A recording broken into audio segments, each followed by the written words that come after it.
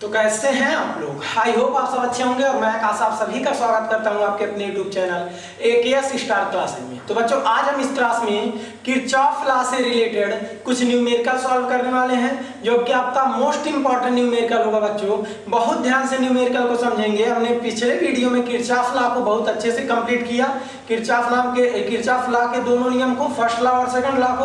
आज उससे रिलेटेड यहाँ पे हम कुछ प्रश्न देखने वाले हैं ताकि यह कॉन्सेप्ट आपका 100% क्लियर हो जाए। क्योंकि बच्चों एग्जाम में आपका किरचॉफ लॉ से या तो न्यूमेरिकल पूछ लेगा या तो किरचॉफ लॉ को पूछ लेगा। तो बहुत ही अच्छे से न्यूमेरिकल को समझेंगे बच्चों। यहाँ पे हमारा फर्स्ट न्यूमेरिकल क्या है, पहला सवाल क्या है, कह रहा क्या संलग्न चित्र में प्रदर्शित नेटवर्क के प्रत्येक शाखा से धारा का मान ज्ञात कीजिए। यहाँ आप देख सकते हैं एक शाखा है, एक हमारा नेटवर्क ऐसे प्रदर्शित किया गया है परिपथ का। कितने शाखा है यहाँ देख रहे हैं, एक शाखा, दो शाखा, तीन शाखा, चार शाखा, पांच शाखा। इन सभी में धारा का मान वह भी दिखा दिया गया है, कितना धारा का मान है सब में। इन्हीं मानों को हमें क्या करना है, ज्ञात करना। बहुत ध्यान से समझेंगे बच्चों। यहाँ देखिएगा एक सेल लगा है, इससे कितनी करंट जा रही है, I1 प्लस I2। इन मानों को ध्यान से फिगर बनाते समय अगर इसमें नहीं दिख रहा हो तो जो बोल रहे हैं उसको लिख लेंगे, I बराबर I1 प्लस I2। जब धारा इस तरह से यहाँ आया तो यहाँ पे I1 चला गया पहली शाखा AB में, और AD में कितनी धारा चली गई, I2। I1 में 10 ओम का प्रतिरोध लगा है AB वाले में, और AD में कितने ओम का प्रतिरोध लगा है, 5 ओम का। जब यह I1 पहुंची पॉइंट B पर तो यहाँ से I3 आ गया यहाँ BD वाले शाखा में, और I1 माइनस I3 चला गया कहाँ, BC वाले शाखा में। यानी I1 में से I3 क्या हो गया, घट गया। यहाँ BD में 5 ओम का प्रतिरोध है और BC में भी कितना ओम का प्रतिरोध है, 5 ओम का प्रतिरोध। क्लियर है बच्चों। अब यहाँ से देखेंगे I1 माइनस I3 यहाँ आएगा, और यहाँ से I2 यहाँ आया, I3 आया, यहाँ आया। तो इस शाखा में कितना होगा, I2 प्लस I3। ऐसे ही तो जाएंगे, I2 प्लस I3, और यहाँ पे I1 माइनस I3। इस शाखा में I2 प्लस I3 प्रतिरोध कितना है, 10 ओम है। फिर इस तरह से करंट वापस आ जाएगा। क्लियर है बच्चों। यहाँ पे 10 ओम का प्रतिरोध लगा है। अब इन्हीं शाखाओं में कितनी धारा प्रवाहित हो रही है, इसी को ज्ञात करना है। तो अगर याद हो बच्चों, हमने देखा था क्या, किरचॉफ सेकंड लॉ जो था उसमें हम लोग पास के बारे में पढ़े थे। बहुत ध्यान से समझेंगे बच्चों प्रश्न को, क्योंकि आपका मोस्ट इंपॉर्टेंट प्रश्न है। तो यहाँ देखिए एक बॉक्स यहाँ बना है, एक पास यहाँ और एक पास बाहर दिख रहा है, यानी टोटल 3 पास है हमारे पास। अगर हम पहले पास की बात करें ABDA के लिए ध्यान से समझेंगे बच्चों। अगर हम कहें ABDA के लिए, किसके लिए बच्चों, ABDA के लिए, तो हम क्या कहें इसमें, आप क्या करेंगे, चलना प्रारंभ करेंगे। पहले प्रारंभ कहाँ से करेंगे, करंट की डायरेक्शन से। इस तरह से करंट जा रहा है तो ऐसे चलेंगे, फिर ऐसे घूम के आ जाएंगे अपने स्थान पे। ध्यान से समझेंगे बच्चों। तो अगर याद हो किरचॉफ सेकंड लॉ में हमने क्या बताया था, अगर हम धारा की दिशा में चलेंगे तो धारा और संगत प्रतिरोध का गुणनफल क्या लेंगे, धनात्मक, और धारा की विपरीत दिशा में चलेंगे तो धारा और संगत प्रतिरोध का गुणनफल क्या लेंगे, ऋणात्मक। तो यहाँ हम धारा की दिशा में जा रहे हैं, क्योंकि धारा ने इधर जाना है, इधर हम भी जा रहे हैं। मतलब कैसे जानते हैं कि किधर हम चले, कैसे जानते हैं किधर हम चले, तो जिधर धारा जा रहा है उधर से चलना प्रारंभ कर दीजिए, 100% सही रहेगा। धारा इधर जा रहा है, इधर से चलना प्रारंभ कर दीजिए।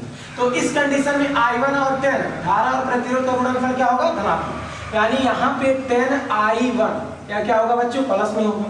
फिर जब ऐसे चलेंगे ऐसे फिर ऐसे घूमेंगे, फिर ऐसे घूम के अपने स्थान पे क्या हो जाएंगे, पहुंच जाएंगे। तो जब यहाँ से आएंगे बच्चों तो इधर नीचे आ रहे हैं तो धारा भी नीचे आ रही है, तो फिर I3 और 5 ओम का गुणनफल क्या होगा बच्चों, धनात्मक। यानी यहाँ हो जाएगा प्लस 5I3। लेकिन जब यहाँ से घूमेंगे बच्चों, जब हम इधर जा रहे हैं, देखेंगे ध्यान से, जब हम इधर जा रहे हैं तो धारा नीचे जा रही है, इधर जा रहे हैं तो धारा कहाँ रही है, नीचे। तो विपरीत दिशा में हो गया। तो इस कंडीशन में धारा और संगत प्रतिरोध का गुणनफल क्या होगा बच्चों, ऋणात्मक होगा। यानी -5I2 हो जाएगा, -5I2। यह बात क्लियर है बच्चों, बराबर। यहाँ हम वोल्टेज को देखते हैं, यानी सेल कितना, इसमें कोई सेल ही नहीं लगा है, तो सेल के लिए वैल्यू क्या हो जाएगा, 0। क्यों, क्योंकि हम यही तो पढ़े बच्चों, सिग्मा IR बराबर सिग्मा E। तो यहाँ IR का गुणनफल हमने, इसका मतलब बीजगणितीय योग ले लिया चिन्ह के साथ हो, लेकिन यहाँ सिग्मा E, इसमें कोई सेल है ही नहीं, तो सेल का मान क्या हो गया बच्चों, 0। क्लियर है। अगर यहाँ से आप I2 का मान ज्ञात करना चाहें, I2 माइनस उधर जाएगा, क्या हो जाएगा बच्चों, प्लस हो जाएगा।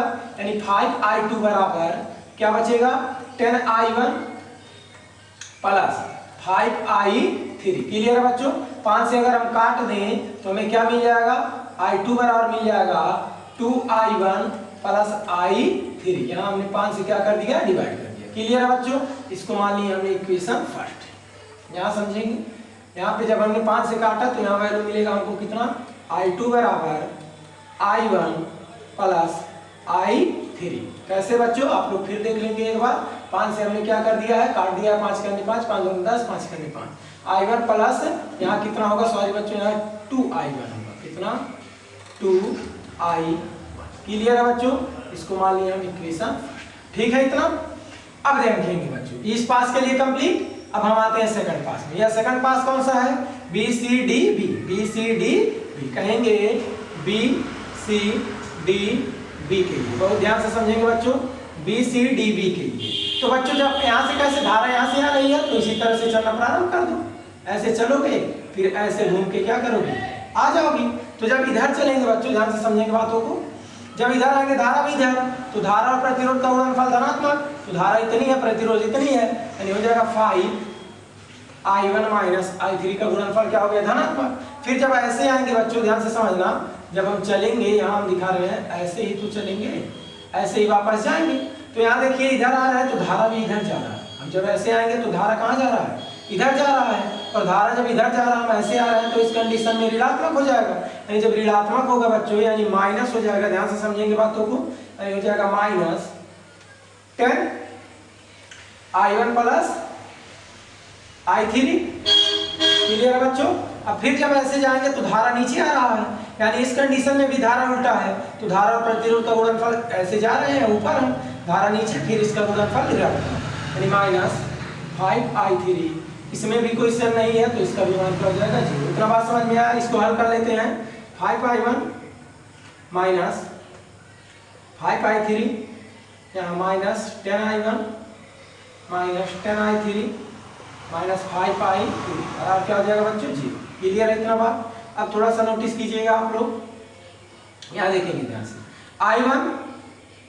I1 है, यहाँ थोड़ा सा मिस्टेक कुछ हुआ बच्चों, जब यहाँ आ रहे हैं तो I2 प्लस I3 है ना, यहाँ हम लोग I1 लिखे हैं, यहाँ क्या होगा I2 प्लस I3 10 है, तो I2 यहाँ कितना हो जाएगा I2। इतना बात समझे।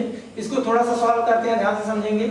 I1 तो रहेगा 5I1, I3 minus minus 10 minus 5 minus 5 minus 10I3 और माइनस 10 यानी माइनस कितना टोटल 20I3 और माइनस कितना है 10I2 बराबर कितना है बच्चों 0।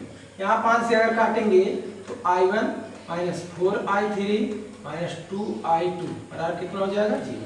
अगर I1 का मान निकालें यहाँ से तो यह दोनों वैल्यू माइनस है, उधर जाएगा क्या हो जाएगा बच्चों, प्लस हो जाएगा, यानी 4I3 प्लस 2I2। इसको मान लिया हम समीकरण। इतना बात समझ में आया। हमने इन दो पास के लिए हमने इक्वेशन प्राप्त कर लिया। अब एक पास यहाँ भी है, पहले इन दोनों इक्वेशन को हल करने के बाद देखते हैं हमको कुछ मिलता है क्या। ध्यान से समझेंगे बच्चों, इन दोनों इक्वेशन को हल करने के बाद हमें कुछ प्राप्त होता है क्या, इसको हम लोग देख लेते हैं। अगर देखें तो I1 का मान यहाँ हम रख सकते हैं, तो 2 और 3 के टर्म में हमारा क्या, देखो यहाँ 3 टर्म है, 1 2 3 राशियों के, यानी I1 I2 I3 है, I1 I2 I3 है। तो इसको जब हल कर लेंगे तो I2 I3 के टर्म में आ जाएगा। कैसे, अगर हम I1 का मान समीकरण 2 में रखें, सॉरी समीकरण 1 में रखने पर जब मान रखेंगे, ध्यान से समझेंगे, तो I2 बराबर 2, I1 का मान रखिए बच्चों 4I3 प्लस 2I2 और प्लस क्या बच्चों I3। इसको हल करेंगे, I2 बराबर अंदर मल्टीप्लाई करो तो 8I3 plus 4I2 plus I3। Clear है बच्चों। अब थोड़ा सा नोटिस करेंगे, I2 का अगर मान निकालना चाहते हैं, ध्यान से समझेंगे बच्चों, प्लस से इधर आएगा माइनस हो जाएगा, तो हो जाएगा माइनस होगा, एक घट जाएगा तो माइनस 3I2 यही होगा। 8 एक कितना हो जाएगा 9I3 दिख रहा होगा शायद, यहाँ से आप कैंसिल कर दीजिए तो 3 3 का 9, यानी बच्चों I2 बराबर हो जाएगा, ध्यान से समझेंगे, I2 बराबर माइनस को उधर ट्रांसफर कर दो, यहाँ से लिख लो, देखो ध्यान से, I2 बराबर माइनस 3I3, यहाँ 3 3 का 9, यानी I2 बराबर माइनस 3I3। क्लियर है बच्चों। इसको मान लो आप समीकरण 3, इसको क्या मान लो समीकरण 3। अब I2 का मान आ गया तो I1 के जगह, अगर I2 के जगह पे रख दीजिए तो I1 I3 के टर्म में आ जाएगा, उसकी जरूरत पड़ेगी हम लोग देख लेंगे। अभी इतना बात समझ में आया। इसका मान आ गया बच्चों I2 का मान आ गया। क्लियर है? अब थोड़ा सा आते हैं इस पास में। जब इस पास में आएंगे बच्चों तो इस तरह से यहाँ धारा कैसे जाएगी, इधर से तो ऐसे आएगी या इधर से मान लीजिए ऐसे चलना प्रारंभ किया, ऐसे घूमकर हम क्या करेंगे आएंगे। जब ऐसे चल रहे हैं बच्चों तो नोटिस करेंगे यहाँ से ऐसे चलेंगे तो धारा इधर जा रही है, यहाँ से धारा चलना प्रारंभ हुआ। कितना धारा जा रहा है, I1 प्लस I2 भी तो जा रहा है। तो धारा और प्रतिरोध का गुणनफल क्या होगा, धनात्मक। वहाँ स्पेस नहीं है, अभी फिगर मिटाएंगे, पहले हम इक्वेशन बना लें। यहाँ समझेंगे ध्यान से, धारा और प्रति ऐसे तो चलेंगे, अभी नहीं समझ रहे हो, चलो ऐसे समझो। देखो ध्यान से, ऐसे हम चलना प्रारंभ किए तो धारा ऊपर जा रहा है और अगर संगे प्रतिरोध है, आप कहेंगे सर जी तो पीछे है। अरे यार धारा पहले यहीं से तो चला होगा बाबू, यहीं से तो चला होगा। तो ऐसे जब हम चल रहे हैं तो देखो ध्यान से, ऐसे चलेंगे तो धारा और प्रतिरोध का गुणनफल धनात्मक, यानी धारा कितना है, प्रतिरोध है 10 और धारा कितना है I1 प्लस I2। इतना बात समझे। अब जब इधर आएंगे तो धारा भी इधर है, हम भी इधर है, धारा और प्रतिरोध का गुणनफल धनात्मक यानी 5I2। अब इधर से आ गए, अब फिर जब इधर जाएंगे ध्यान से समझेंगे, ऐसे चले फिर ऐसे घूमेंगे, ऐसे जब जाएंगे यहाँ देखिए तो धारा फिर उधर जा रहा है तो I2 प्लस I3। ध्यान से समझेंगे बच्चों, यहाँ पे I2 प्लस I3, यहाँ पे जब इक्वेशन लेंगे आप तो यहाँ नोटिस करेंगे थोड़ा सा, इनका गुणनफल क्या होगा, धनात्मक। अब कहेंगे सर जी I1 I2 यहाँ इसका हो गया, यहाँ इसका हो गया, यहाँ इसका होगा, यानी हो जाएगा 10I2 प्लस I3। अब इधर आएंगे तो इधर कोई प्रतिरोध नहीं है, बराबर कितना लिखेंगे, एक ही सेल है तो इसका मान कितना है 10। इसको मान लेंगे बच्चों समीकरण 3 माने थे, इसको मान लेंगे समीकरण 4। क्या यह बात समझ में आई जी? फिर से एक बार समझ लो। देखो ऐसे चलेंगे, ऐसे ही तो चलेंगे। जब ऐसे चलेंगे तो धारा और प्रतिरोध एक ही, इधर चल रहे हैं उधर धारा भी जा रही है, ऐसे जा रहे हैं धारा भी इधर है, तो इनका गुणनफल क्या हो गया, धनात्मक। कहेंगे सर जी I है तो I बराबर क्या, I1 प्लस I2, इनका गुणनफल धनात्मक। फिर ऐसे चलेंगे तो धारा ऐसे आएंगे तो धारा भी इधर है, फिर इनका गुणनफल धनात्मक। फिर ऐसे घूमेंगे, ऐसे जाएंगे, ऐसे घूमेंगे तो धारा भी इधर है, फिर इनका गुणनफल धनात्मक। फिर ऐसे आएंगे, अब कोई धारा प्रतिरोध नहीं है, सेल है तो बराबर कितना हो गया 10। क्लियर है बच्चों? इसको मानिए समीकरण 4। फिगर अब हमको मिटाना है, मान हम ज्ञात कर लेंगे। यहाँ देख सकते हैं AB में I1 है, यहाँ AB में क्या है I1 है, ऐसे जान लीजिए I1 ज्ञात करना है, I1 माइनस I3 ज्ञात करना है। ध्यान देंगे यहाँ क्या क्या ज्ञात करना है, I1 माइनस I3 और I2 प्लस I3। आप शाखा जान जाइएगा, और क्या ज्ञात करना है I2 और क्या ज्ञात करना है I3। इतने मान ज्ञात करने हैं, शाखा जान जाइए। AB है, इसमें शाखा कौन सा है, AB है, और इसमें शाखा कौन सा, ये तुम लोग लिख लेना, ठीक है ना। AB में क्या है, I है, I1 है, इसको लिख लेंगे कौन शाखा में कौन धारा है, हमको यही ज्ञात करना है, यही पॉइंट समझो, ठीक है। क्लियर है? फिगर अब हम मिटा रहे हैं बच्चों, उसके बाद प्रश्न को ध्यान से समझेंगे। यह इक्वेशन बहुत इंपॉर्टेंट है, जरूरी है। फिगर हम मिटा रहे हैं क्योंकि यहाँ पे स्पेस देख ही रहे हैं कितना है, तो बताने की क्या जरूरत है। स्पेस की थोड़ी सी कमी है, परेशान मत होइए, सब कुछ सही हो जाएगा जल्द ही। आप लोग बस हेल्प करते रहिए, चैनल को ज़्यादा से ज़्यादा सब्सक्राइब कीजिए, ठीक है बच्चों। बाकी सब तो हम हैं, काहे परेशान।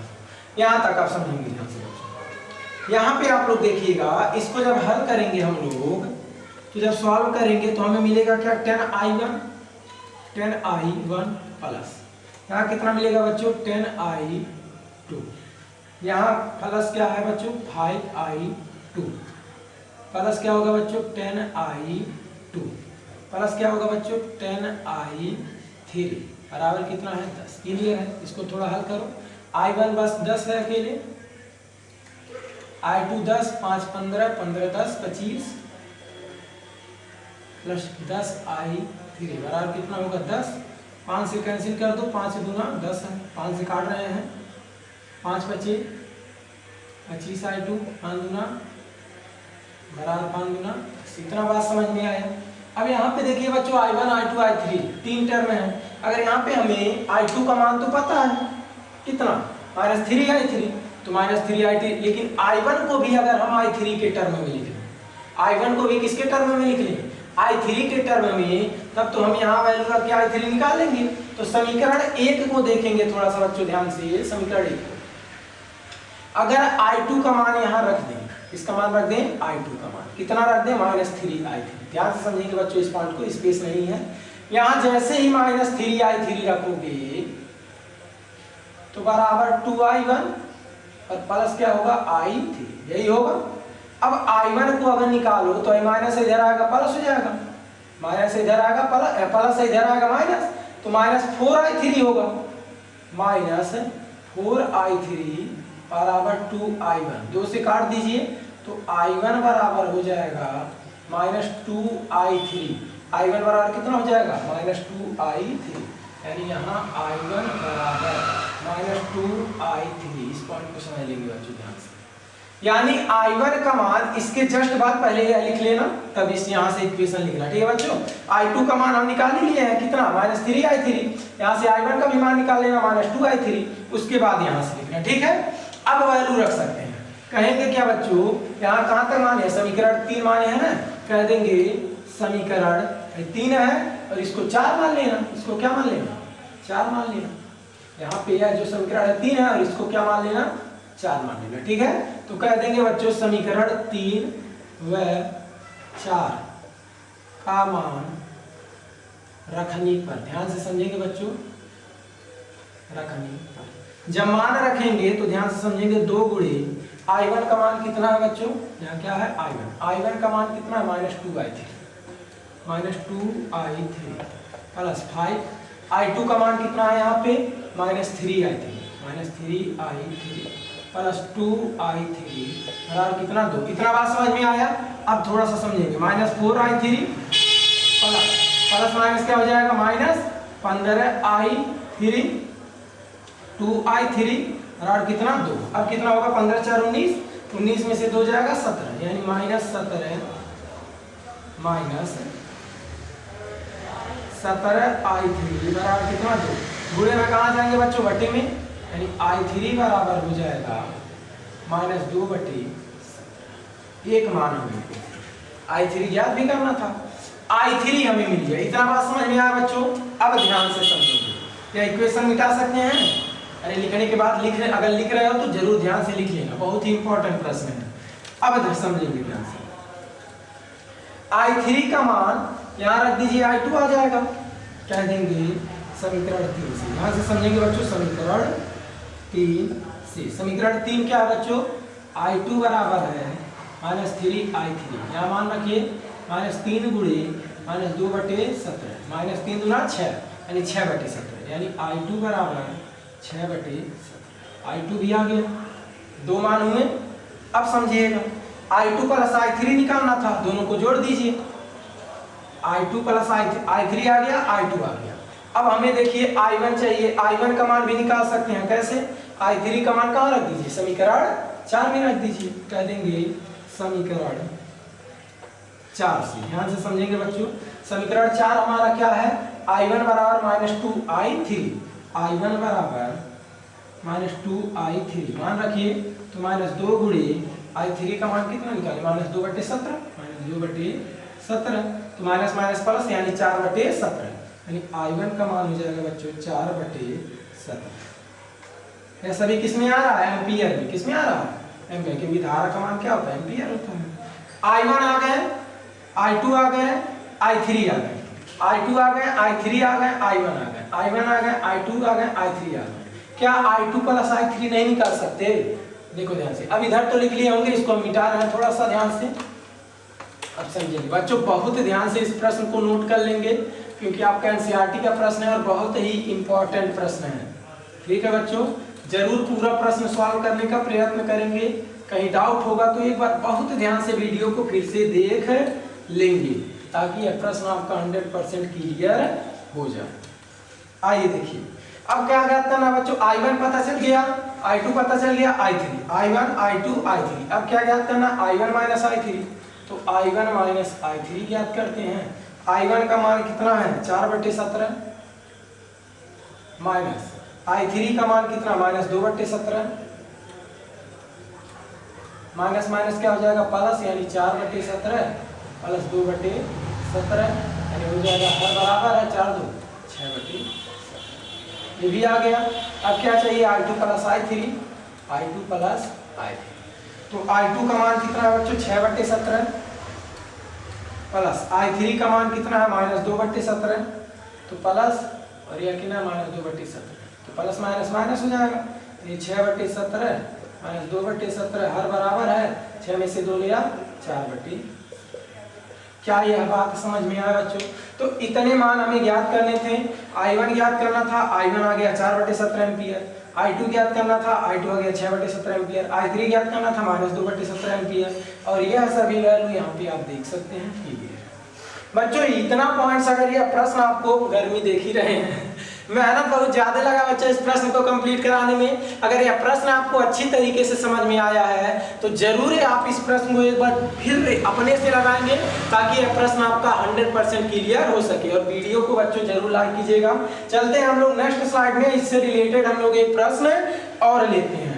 तो बच्चों आ चुके अपने नेक्स्ट स्लाइड पर, और इस स्लाइड में हम लोग किरचॉफ लॉ से रिलेटेड एक और प्रश्न लिए हैं और इस प्रश्न को बहुत ध्यान से समझते हैं। बच्चों आइए देखते हैं इस प्रश्न में क्या रहा। क्या दर्शाए गए परिपथ में बिंदुओं A व C के मध्य विभवांतर, बिंदुओं A व C के मध्य विभवांतर। यहाँ बच्चों आपका A है, यहाँ क्या है C है, इनके मध्य क्या याद करना विभवांतर। अगर याद हो बच्चों आप लोग को तो विभवांतर यही जानते हैं, V बराबर क्या होता है I। यहाँ तो हमें R पता है कितना होना 2, लेकिन I कितना है, तो I है हमारे पास I1 प्लस I2 और इनटू क्या हो जाएगा बच्चों I। केवल हमें क्या चाहिए I1 प्लस I2 मिल जाए तो हम इसमें विभवांतर निकाल लेंगे। तो इसके लिए क्या करेंगे आइए देखते हैं ध्यान से। यहाँ देखिए 2 बॉक्स बना है। कितने बॉक्स बने हैं? 2 बॉक्स, पहला बॉक्स और यह दूसरा बॉक्स। अगर इसका नामकरण कर दें, पहला बॉक्स मान लें और इसको क्या मान लें दूसरा बॉक्स। तो अगर हम कहें पहले पास के लिए, पहले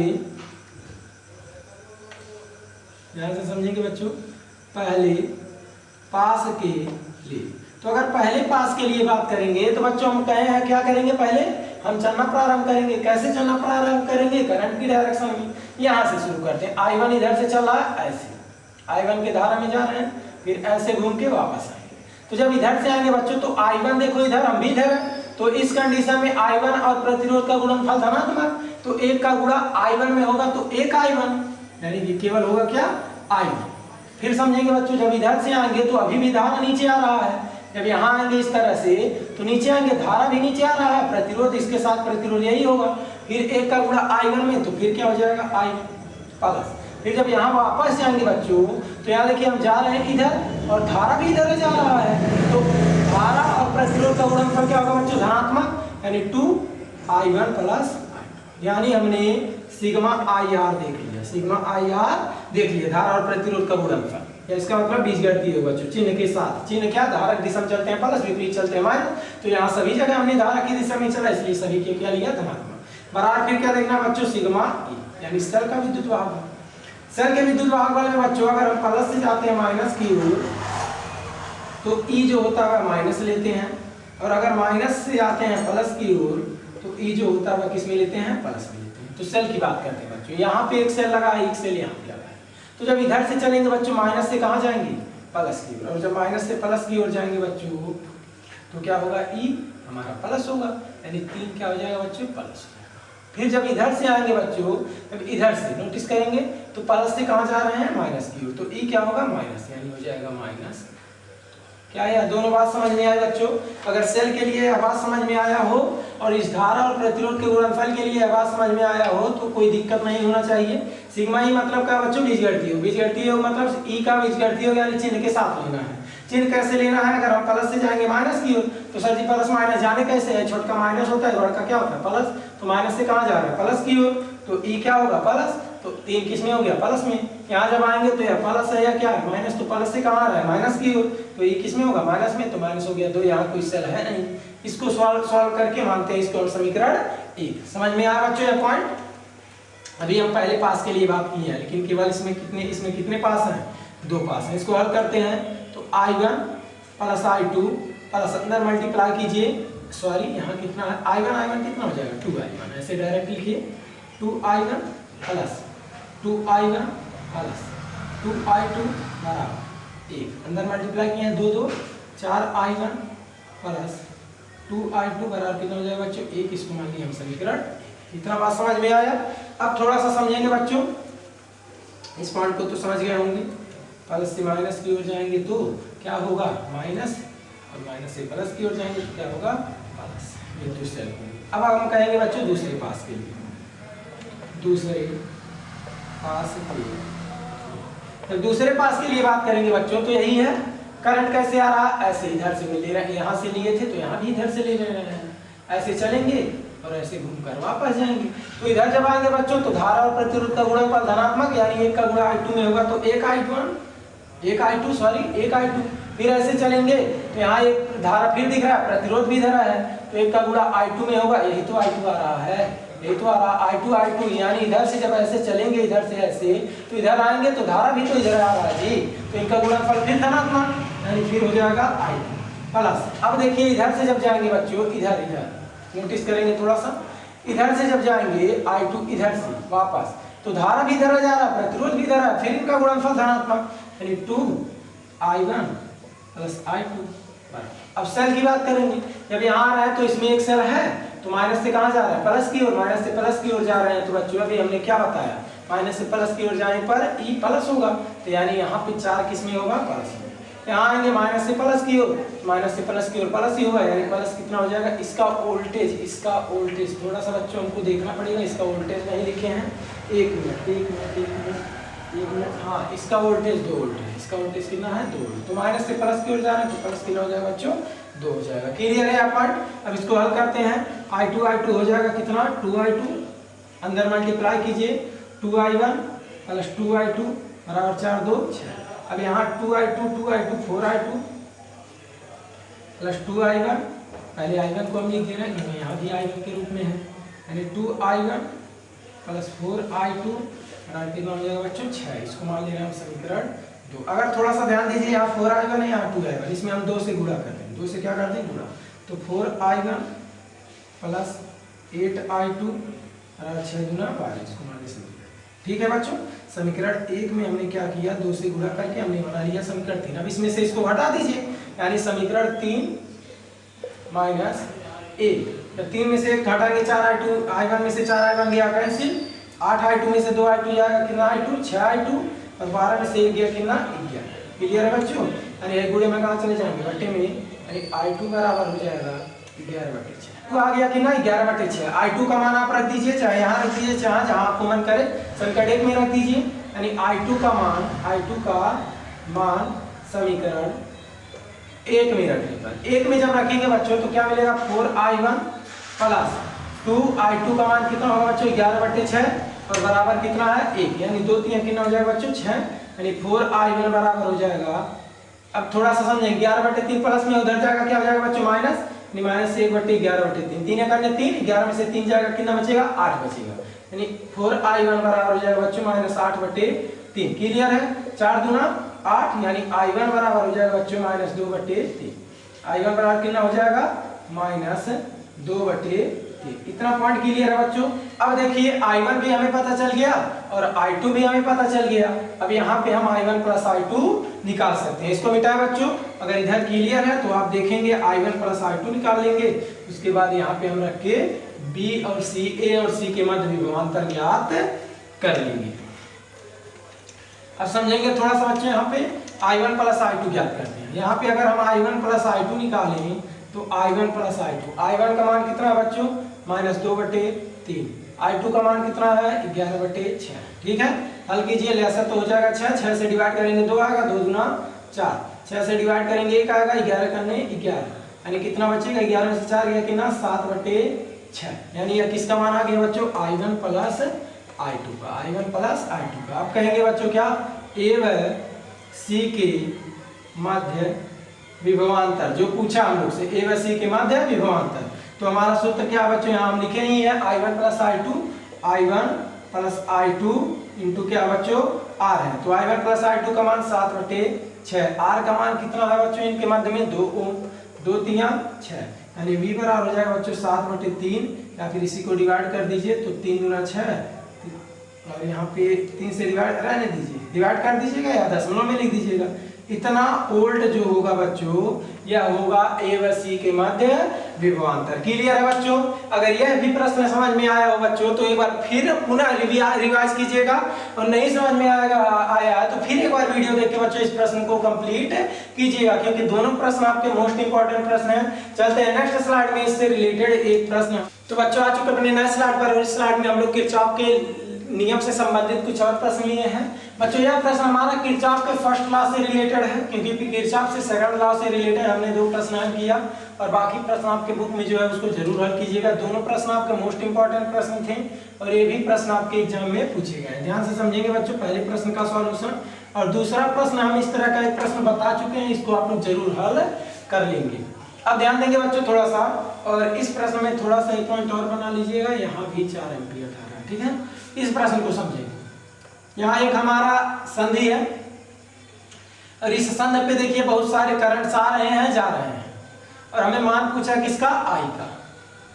अगर याद हो बच्चों आपको, तो हम किरचॉफ फर्स्ट लॉ यानी जिसको हम केसीएल कहते हैं, किरचॉफ करंट लॉ, इसमें हमने क्या बताया था आपको, हमने आपको बताया था किसी संधि पे आने वाली समस्त धाराओं का योग जाने वाली समस्त धाराओं के योग के क्या होता है, बराबर। तो इस संधि पे बच्चों अगर देखो तो कितनी धारा आ रही है, 3 एम्पीयर करंट को तो चलिए ठीक है लिख दे रहे हैं, 3 एम्पीयर प्लस कितनी धारा आ रही है, 6 एम्पीयर प्लस कितनी धारा आ रही है, 4 एम्पीयर। जाने वाली समस्त धाराओं के योग के क्या होगा, बराबर। जाने वाली धारा आई, जाने वाली धारा 10 एम्पीयर, यानी 6 4 10 3 13 एम्पीयर बराबर आई प्लस 10 एम्पीयर। इधर आएगा घट जाएगा, तो 13 एम्पीयर माइनस 10 एम्पीयर बराबर आई। इधर 13 में से 10 जाएगा, कितना बचेगा, 3, यानी आई बराबर कितना एम्पीयर, 3 एम्पीयर। क्लियर है बच्चों? यानी यहाँ आई का मान कितना हो जाएगा, 3 एम्पीयर। आइए दूसरे प्रश्न को भी सॉल्व करा दे रहे हैं, लेकिन आप लोग जरूर अपने से प्रयास कीजिएगा, वीडियो को पॉज करके देखेंगे ध्यान से बच्चों। इस संधि पे कितनी धारा आ रही है, अगर इस संधि का नाम दे P, इसका नाम दे कितना Q, इसका नाम दे R, इसका नाम दे, ये तो आई पूछा ही है, पर हम कहें P के लिए, किसके लिए बच्चों, P के लिए।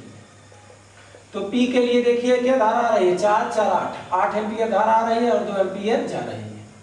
तो यानी कितना, यानी यहाँ से अब कितना करंट आगे बहेगा, ध्यान से समझेंगे, नोटिस करेंगे, डायरेक्ट हम सॉल्व कराते हैं, तुम लोग लिख लेंगे। 4 4 8 एम्पीयर, 2 एम्पीयर इधर चला गया, इधर कितना बचा, 6 एम्पीयर। इस संधि पे 6 एम्पीयर आया, 2 एम्पीयर इधर चला गया, कितना एम्पीयर बचा, 4 एम्पीयर।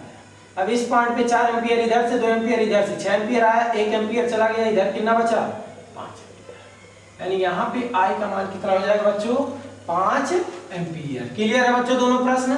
अगर ये चारों प्रश्न आपके क्लियर हुए होंगे बच्चों, 2 प्रश्न किरचॉफ सेकंड लॉ से रिलेटेड और 2 प्रश्न किरचॉफ फर्स्ट लॉ से रिलेटेड, तो आप वीडियो को जरूर लाइक कीजिएगा और चैनल को सब्सक्राइब कीजिएगा अगर नए हो तो, और दोस्तों में अपने जरूर शेयर कीजिएगा बच्चों, क्योंकि हम यहाँ पे पूरी प्रयास करते हैं आपके सिलेबस को लेकर अच्छे प्रश्न कराएं और अच्छे कॉन्सेप्ट कंप्लीट कराएं। बच्चे हमें आप लोग का पूरा सिलेबस कंप्लीट कराएंगे, उसकी परेशानी मत लीजिएगा। जल्द ही आपका 2 वीडियो अपलोड होगा, या वीडियो का लेंथ हम इंक्रीज करके जल्द से जल्द आपका सिलेबस समाप्त करेंगे। बच्चों वीडियो को लाइक कीजिएगा, चैनल को सब्सक्राइब कीजिएगा और अपने दोस्तों में भी शेयर कीजिएगा। आगे मिलते हैं बच्चों नेक्स्ट वीडियो में, तब तक के लिए धन्यवाद, ऑल द बेस्ट।